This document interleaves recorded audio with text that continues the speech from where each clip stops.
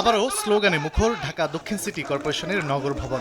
ইশরাক হোসেনকে মেয়রের শপথ পড়াতে ২৪ ঘন্টার আলটিমেটামে সরকার সাড়া না দেয় মঙ্গলবার সকালে অবস্থান নেন সমর্থকরা।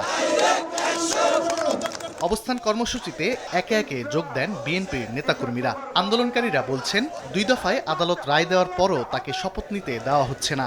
স্থানীয় সরকার মন্ত্রণালয়ের উপদেষ্টা আসিফ মাহমুদ সজীব ভুঁইয়ার স্বেচ্ছাচারিতার কারণেই তিনি শপথ নিতে পারছেন না বলে অভিযোগ তাদের। কোর্টের প্রতি সম্মান দেখিয়ে আমরা আমাদের আন্দোলন চালিয়ে যাচ্ছি। তারপরে কেন অদৃশ্য কারণে এই সরকার শপথ নিচ্ছে না?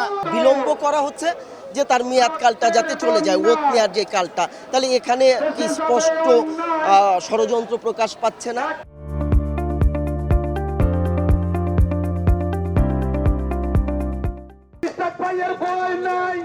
এদিকে নগর ভবনের সামনের সড়কে একপাশে ইশরাক সমর্থকরা অবস্থান নেয় যান চলাচল ব্যাহত হয়। এখান থেকে আপনার মৎস্য ভবন থেকে এখান থেকে আইতে আমার 2 ঘন্টা সময় লাগছে।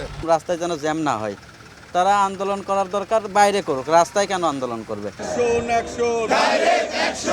বিএনপি নেতা ইশরাক হোসেনকে শপথ পড়ানোর দাবিতে টানা আন্দোলনের কারণে নগর ভবনের অচল অবস্থা তৈরি হয়েছে। তানভীর হাসান মেঘ, সময় সংবাদ, ঢাকা।